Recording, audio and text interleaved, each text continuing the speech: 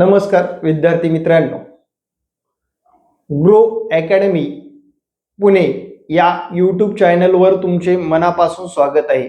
मी प्राध्यापक पुंडे सर 2017 पासून ते 2026 पर्यंत प्रत्येक वर्षी विद्यार्थ्यांना महा टीईटी असू द्या, टीआयटी असू द्या किंवा टीआयटी 3 असू द्या, कागदपत्राबद्दल वेळोवेळी जागृत राहायला सांगितलेलं आहे। कुठल्याही कागदपत्रामध्ये जर त्रुटी असेल तर त्या कोणत्याही टप्प्यावर आपल्याला बाद केलं जात असतं।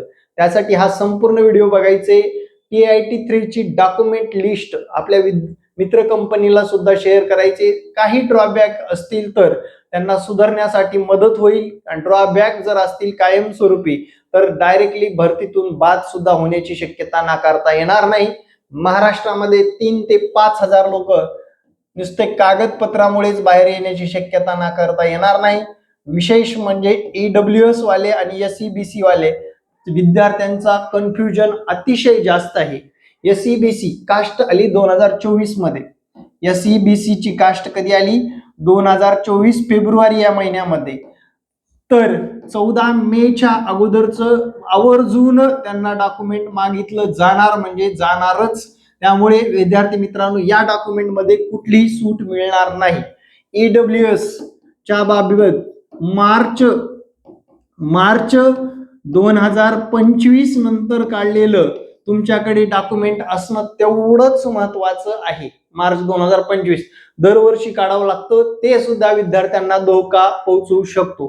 त्यानंतर बऱ्याच विद्यार्थ्यांनी 2024 ची जी काही सीटीटी एक्झाम दिलेली आहे, आणि सीटीटी एक्झाम मध्ये 2023 मार्च अगोदरच ईडब्ल्यूएस सर्टिफिकेट होतं, पण परीक्षेच्या अगोदरचं ईडब्ल्यूएस सर्टिफिकेट नसतील, ती सुद्धा विद्यार्थी बाद होण्याची शक्यता नाकारता येणार नाही।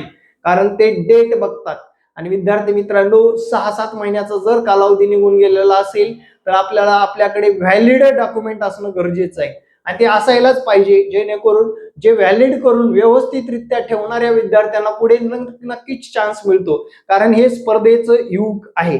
आता मुद्दा नंबर 2, दुसरा मुद्दा म्हणजे तुम्ही गॅझेट किंवा लग्न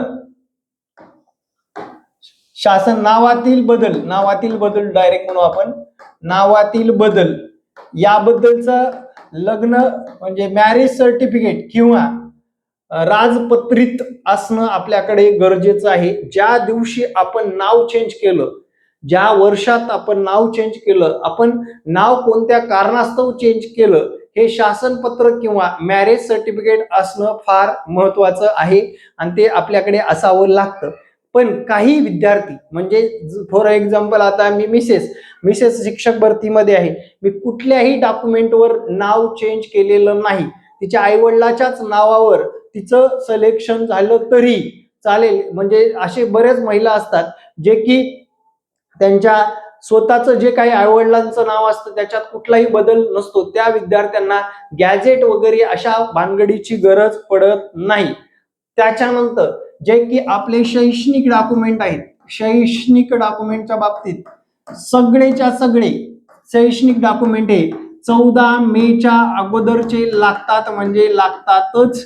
त्याच्यामध्ये पण तोंडी सांगतो, 10वीचं मार्क मेमो, 10वीचं सर्टिफिकेट, 12वीचं मार्क मेमो, 12वीचं सर्टिफिकेट, डीएड बीएडचं मार्क मेमो, डीएड बीएडचं सर्टिफिकेट, त्यानंतर पदवी जर झालेली असेल पदवीचं लास्ट इयरचं मार्क मेमो, डिग्रीवर डेट जर वेगळी असेल किंवा आत्ताची असेल तर चालून जाईल, पण लास्ट इयरचं सर्टिफिकेट तुमच्याकडे असणं गरजेचं आहे।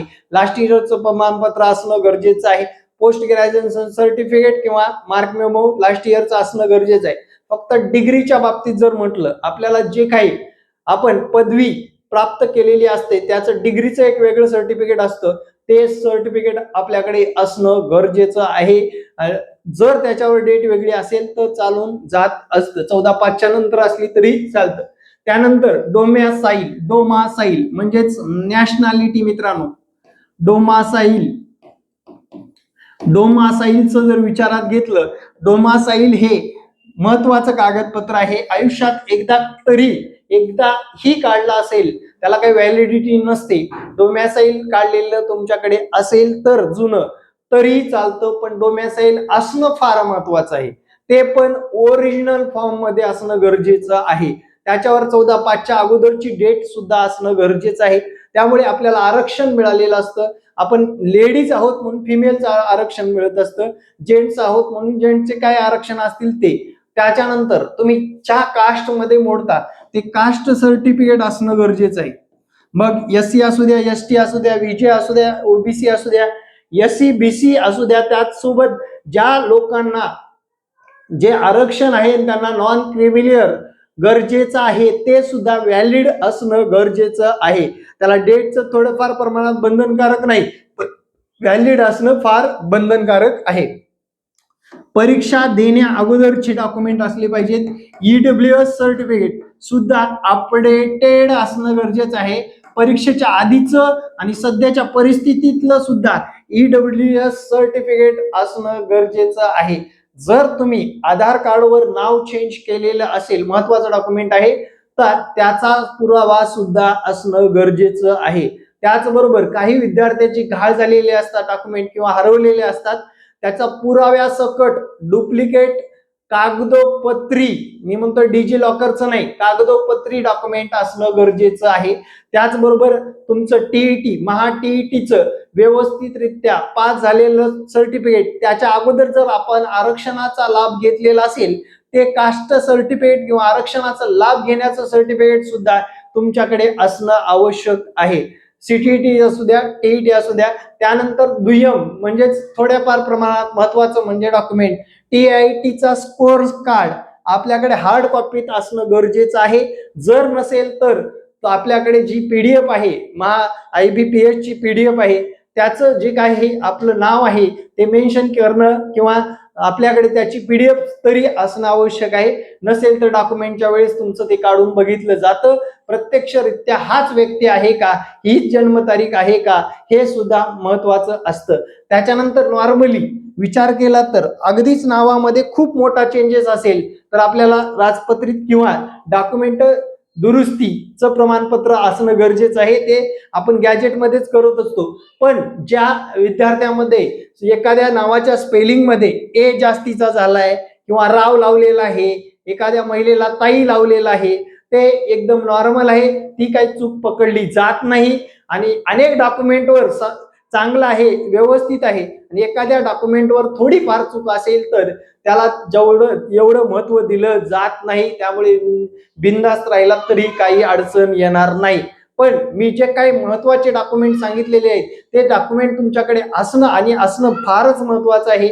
नसता तुम्हाला त्या सिच्युएशनला त्या डेटच्या अगोदरची जर डॉक्युमेंट नसतील तर तुम्हाला तुमच्या डॉक्युमेंटची पिशवी व तुम्ही डायरेक्ट घरी जावा असं सांगण्यात येतं. किंवा सगळं गेलं तरी जर आपले पर्सनली कास्टचे वगैरे नसतील तर आपल्याला ओपन मध्ये विचार केला जातो, मेरिट मधून बाहेर पडण्याची शक्यता नाकारता येणार नाही. या सर्व डॉक्युमेंटची आपल्याकडे बंच असणे गरजेचं आहे. झेरॉक्स कॉपी आपण मागवतात त्या पद्धतीने आपल्याकडे असणं गरजेचं आहे. आणि विद्यार्थी मित्रांनो, पुढील 15 ऑगस्टला तुमचं सिलेक्शन होऊन तुम्ही स्वातंत्र्य दिन हा शाळेत साजरा करावा, हीच मी तुम्हाला शुभेच्छाच्या वतीने बेस्ट ऑफ लक म्हणून शुभेच्छा देतो. आणि डॉक्युमेंटची लिस्ट तुम्हाला समजलीच असेल. डॉक्युमेंट बद्दल कुठलीही शंका असेल तर मला कमेंट करून कळवायला विसरू नका.